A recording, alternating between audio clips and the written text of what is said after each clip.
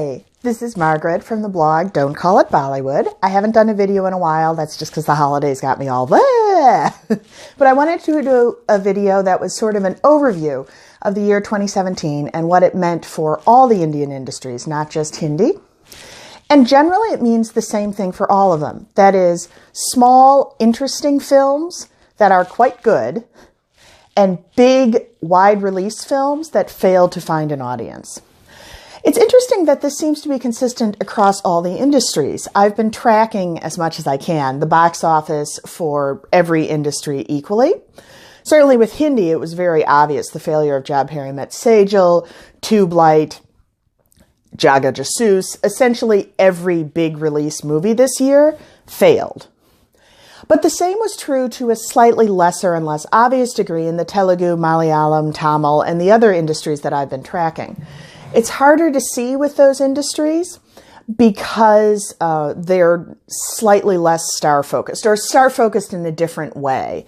The Telugu industry certainly has as big stars as the Hindi industry, but they're less likely to release a film on such a regular schedule. In the Hindi industry, it's really just the three Khans, and generally, there's 2 or 3 Khan films a year, so we can easily just focus on those and see where the failure is. In the Telugu industry, it's more likely to be split among multiple stars equally. However, if you look at all of those stars at the higher level, people like Chiranjeevi, who are a little bit older but still have a large fan following, people like Allu Arjun, who's on his way up but also has a large fan following, all of those films did not do as well as they could have. However, also looking at the Telugu industry, we have Arjun Reddy, we have Fida, we have Ninu Kori, we have right at the end of the year, Nani's new movie that I am blanking on, Middle Class Abba, I think. All of these films, which did better than expected. They weren't huge blockbusters because they were never expected to be huge blockbusters, but they did do well. And more importantly, they were good movies. The audience liked them, the critics liked them, everyone liked them. They just weren't huge movies. Now, if we look at Malayalam, for instance, there's a similar pattern. The big Eid releases, the big Onam releases, generally weren't as big as they could have been. The critics didn't love them. They didn't have the huge box office they could have had. They were more sort of, nyeh. But you've got little surprise hits. This was very much the year of Tovino Thomas, who had never been on the radar as such for the past few years. And suddenly he's got a series of smaller films that are coming out and doing well. And the same is true for a lot of things. Nivin Pauli's little cancer drama, which wasn't terribly highly promoted, was an ensemble piece, not a major star film, also did surprisingly well. There's a lot of movies like that that were smaller but high quality and did better than expected. And then in Hindi, everyone is focusing on the big story, the fall of the Khans, the fall of the big film in general. But they're missing the smaller story. This was the year of Bareli Ki Barfi. This was the year of Ittifaq. This was the year of Shubh Mangal Savdan, I'm blanking, but there were dozens of others of that level. Basically everything Rajkumar Rao was in. Tumhari Sulu, there's another one. All small films that were never going to be major blockbusters, that were always going to have just a part of the audience that enjoyed them, but which were well made and did decent box office. So right now, most of the end of the year roundups are focusing on the failures, are being pessimistic, as it were, saying what went wrong with the big films. What do we need to fix the big films? I'm saying, forget the big films.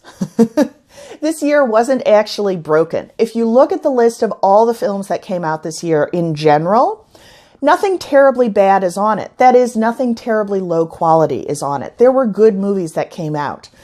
It's just the big films were not as good as they could have been and did not do as good box office as they could have. But the flip side of that is the vast majority of the films were high quality. So we just need to change our thinking. The problem with being focused on big films is that it doesn't let the small films breathe. If you look at something like Tumhari Sulu, part of the reason it did well is because Padmavati did not come out. If Padmavati had come out on schedule, Tumhari Sulu would have lost its promotion campaign, would have been swallowed by the Padmavati everything, and would have lost all of its screens just a couple of weeks into its run.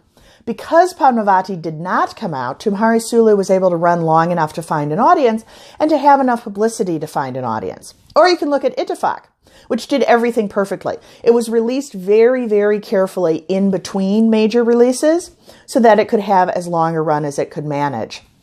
And the promotion campaign was handled perfectly. It was not over-promoted. It was not over-promised. The promotion campaign told us this is going to be a small, interesting mystery thriller. If you like small, interesting mystery thrillers, come see it.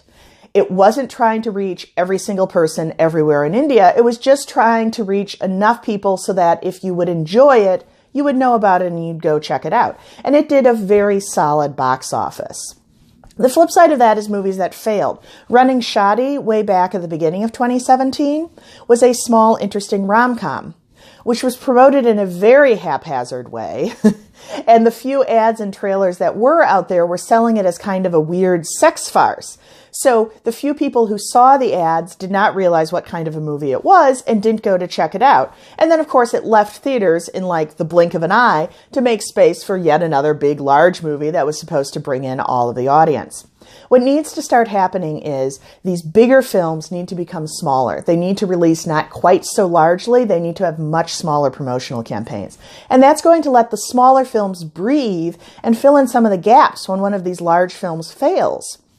If you think about it in terms of a theater owner, they are giving up their entire theater, every single screen, to these big movies. So if a big movie fails, that's it for them. That kills their profits for like a month. Because the other part of this is the distributors and the producers are not releasing any small films in the same time period as a large film is coming out.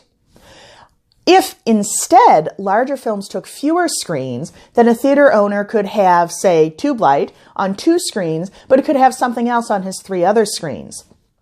And if producers would release more small films closer to the big films, then if Tube Light failed, your theater owner would have it on 2 screens, would have 3 other movies on the other screens, which could make him break even for a week. And then the next week, there'd be something else coming out, and he would have the option of dropping Tube Light and picking up something better. Instead, what is happening is the entire industry, theater, distributor, producer, is so large film focused that they're throwing these small films out with the trash.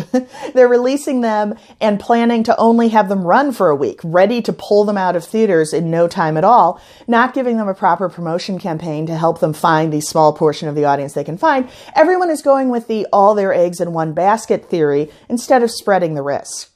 Now, I do think this is beginning to change. By the end of 2017, we were seeing Tumhari Sulu getting a very good promotion campaign, Ittifaq also getting a very good small targeted promotion campaign, and a small targeted release.